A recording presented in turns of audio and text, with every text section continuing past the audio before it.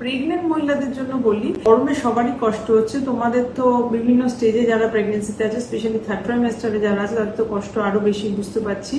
তো কি করবে বলো, তার কিছু তো উপায় করতে হবে। তার মধ্যে কি করে ঠিক থাকা যায়? Enough hydration. গরমে যেটা মুশকিল হচ্ছে আমাদের, যে গরমে হাইড্রেশনটা বেশি দরকার, মানে বেশি জল লাগবে খেতে, কারণ রিকোয়ারমেন্টটা বেশি। এবার তোমার তেষ্টা পেলে তো ভালোই, তেষ্টা না পেলেও আমাদের বডির এই ধরো চামড়া থেকে জলের যে লসটা হচ্ছে, যাকে আমি ইনসেন্সিবল লস বলি, সেইটা একটু বেশি হবে।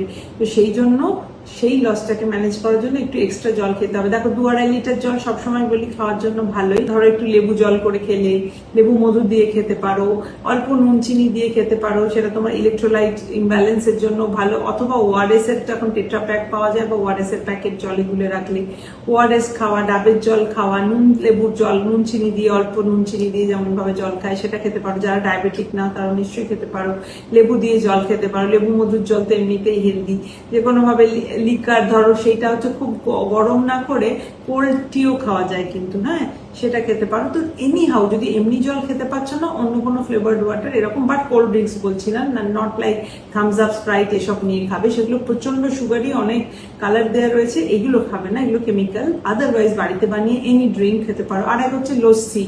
দই খেতে আমি দেখবে সব পেশেন্টকে বলি যে দই খাবে, দই খাবে, দই দিয়ে লস্যি খাওয়া, ঠিক আছে? তো এই লস্যি, আর ধরো ম্যাঙ্গো আছে এখন, যারা ডায়াবেটিক নাও দইয়ের মধ্যে আম দিয়ে খেতে পারো, তাকে বলা হয় ম্যাঙ্গো লস্যি বানিয়ে খেতে পারো। তো এনি হাউ ড্রিঙ্ক তোমাকে নিতে হবে। খুব ধরো মশলাদার খাবার, মাংস, যেগুলো তোমার বডিতে আরো বেশি হিট প্রোডাকশন বাড়ায়, সেগুলো খেও না বেশি। এবার যত দেখবে সিম্পল খাবার খাবে, ফ্রুটস ভেজিটেবল খাবে, তোমার বডির হিট প্রোডাকশন যেটা, সেটা কম হলে তুমি একটু ঠিক থাকবে। সেজন্য প্রচুর ড্রিঙ্কস খাও, কিন্তু রিগার্ডিং খাবার খুব মানে হালকা খাবার খাও। মাছের ঝোল নিশ্চয়ই খেতে পারো, ভেজিটেরিয়ান যারা, পাতলা করে ডাল করো, সমস্ত মাদারের জন্য ডাল বলি। ডিম খেতে নিশ্চয়ই পারো, বাট অ্যাভয়েড করো এখন মাংস অতিরিক্ত খেও না, বা রোজ দিন খেও না, তাতে কিন্তু গরম আরো বাড়বে।